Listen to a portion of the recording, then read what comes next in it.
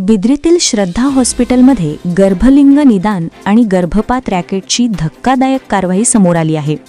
पोलिसांनी या प्रकरणी 2 नर्ससह 4 एजंटांना अटक केली आहे. न्यायालयात हजर केले असता सर्वांनाच 3 दिवसांची कोठडी सुनावण्यात आली. गेल्या तपासात समोर आले की डॉक्टर युवराज पाटील यांनी गर्भपात केल्यानंतर काही अर्भके नातेवाईकांकडे सुपूर्द केली जात होती.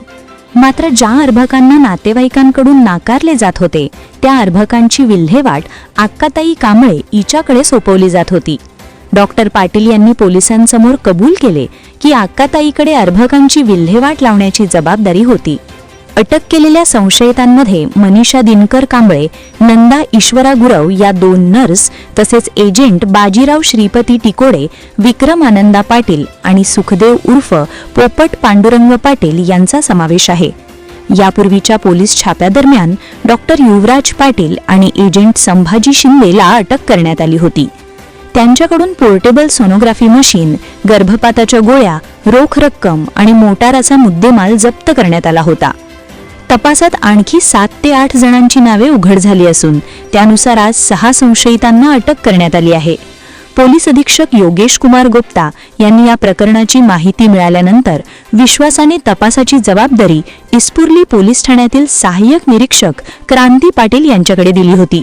परंतु दरम्यानच्या काळात जिल्ह्यातील पोलीस अधिकाऱ्यांच्या बदल्या झाल्या. या प्रकरणात सहाय्यक निरीक्षक क्रांती पाटील यांची बदली मुरगुळ पोलीस ठाण्यातच करण्यात आली आहे. त्यामुळे आता पाहण्यासारखे आहे की बदलीचा फायदा घेऊन त्या या रॅकेटच्या मुळापर्यंत पोहोचू शकतात की नाही.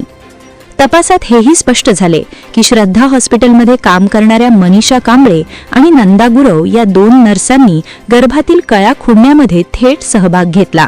दोघीही गर्भपाताच्या प्रक्रियेत डॉक्टर पाटील सोबत असायच्या आणि नंतर मृत अर्भकांची विल्हेवाट करण्यासाठी मार्गदर्शन करत होत्या.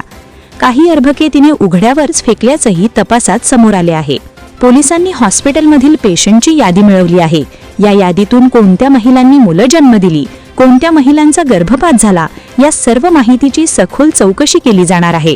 अटक केलेल्या संशयितांकडून कोणाकोणाला या हॉस्पिटलमध्ये आणले, कोणत्या महिलांचा गर्भपात झाला याचीही माहिती मिळवली जाणार आहे असे तपास अधिकारी क्रांती पाटील यांनी सांगितले आहेत.